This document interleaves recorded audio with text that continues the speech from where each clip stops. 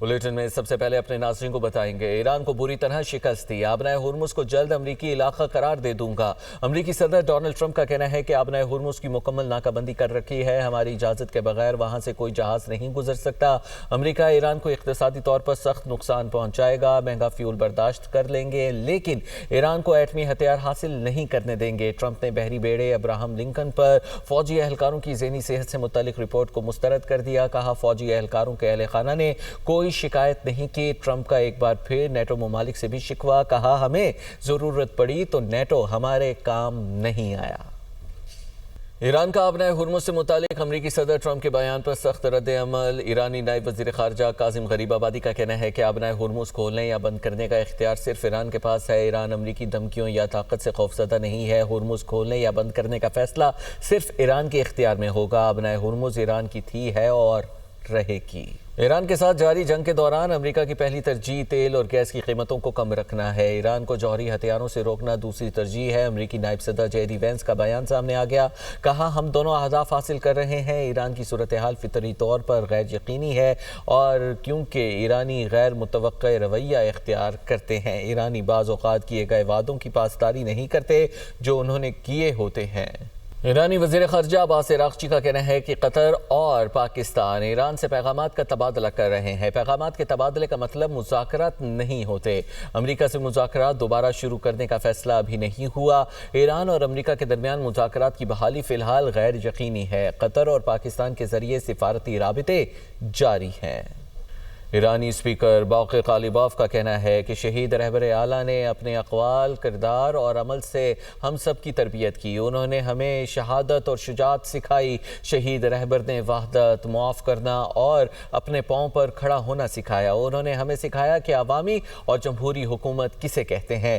رہبر شہید نے ہمیں استعمار، مخالفت، مزاحمت اور معقولیت کے تصورات سے روشناس کرایا۔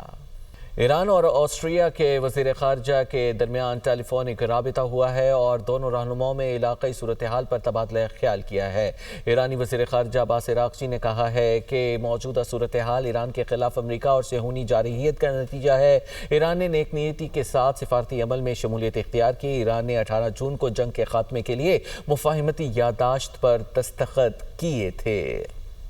حزب اللہ سربراہ نعیم قاسم کا لبنانی حکومت پر اسرائیلی دباؤ کا الزام، کہا حکومت لبنانی فوج کو اسرائیلی دباؤ میں لانے کی کوشش کر رہی ہے۔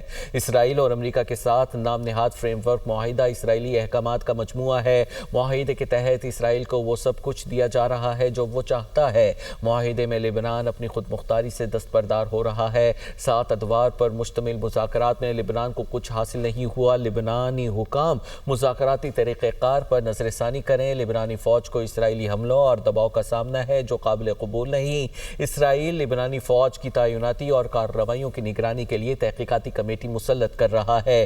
موجودہ طریقہ کار جاری رہا تو لبنان کی خود مختاری اور وقار مزید متاثر ہوگا۔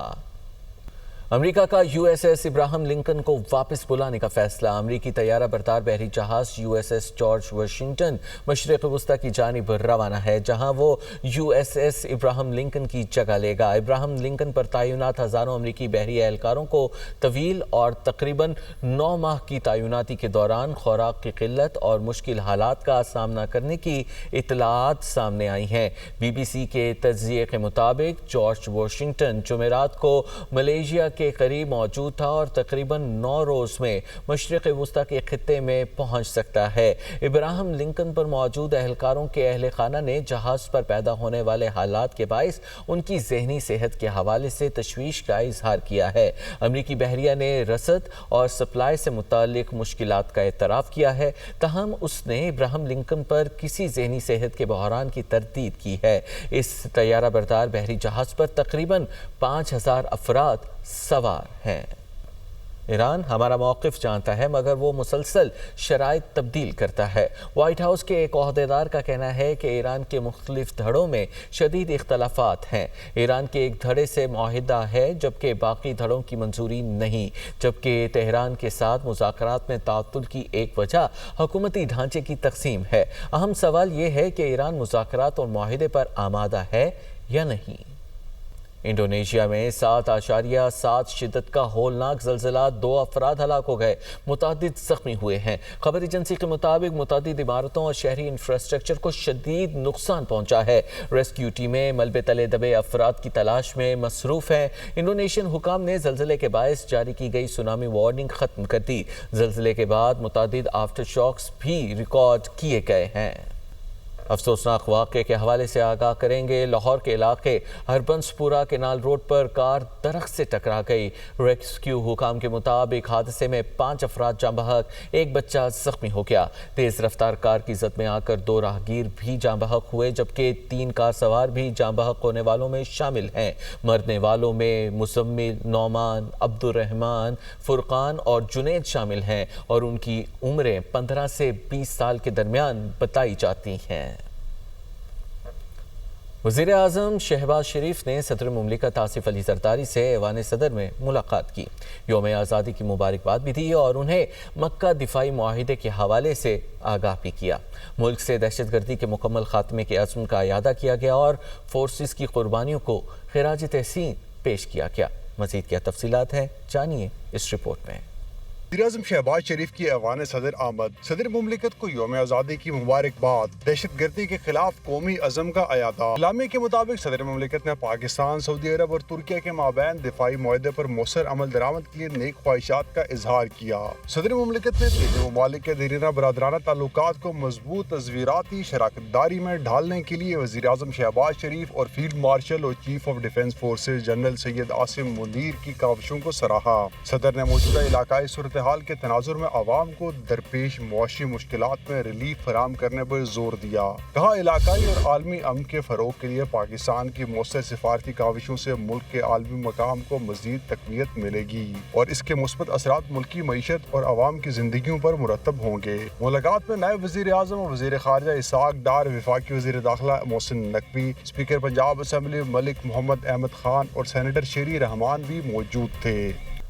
पाकिस्तान आलमी सतह में सियासत में उभरती हुई हेंच पावर के तौर पर सामने आ रहा है। बरतानवी अखबार फाइनेंशियल टाइम्स की रिपोर्ट के मुताबिक पाकिस्तान अमेरिका, चीन, खलीज और ईरान से रवाबित को तस्वीराती क़ुव्वत बना रहा है। पाकिस्तान ने वाशिंगटन तेहरान मुज़ाकरात की मेज़बानी करके सिफारती अहमियत का वाज़ेह इशारा दिया है और पाकिस्तान बदलते आलमी निज़ाम में मुअस्सर किरदार के लिए आगे बढ़ रहा है। मक्का दिफाई मुआहिदा पाकिस्तान की बढ़ती हुई इलाकाई सलामती की अहमियत की अक्कासी करता है और पाकिस्तान वाशिंगटन और बीजिंग से बैक वक्त मफादात पर मबनी शराकतदारी रखता है। पाकिस्तान मुख्तलिफ आलमी ताकतों के साथ रवाबित रखने वाली अहम दरमियानी ताकत बन रहा है। पाकिस्तान इलाकाई हुदूद से आगे वसीतर आलमी किरदार के लिए कोशा है। सिफारती सरगर्मी पाकिस्तान को आलमी ताकतों के दरमियान अहम राबिताकार रियासत बना रही है, जबकि नई आलमी बसात में पाकिस्तान की तस्वीराती अहमियत बढ़ रही है। अमेरिका से क्रिप्टो और अहम मादनियात में तजारती इम्कानात नई मुआशी सिफारतकारी का हिस्सा हैं। वस्त एशिया को पाकिस्तानी बंदरगाहों से मिलाने का मंसूबा इलाकाई तजारत के दरवाजे खोल रहा है।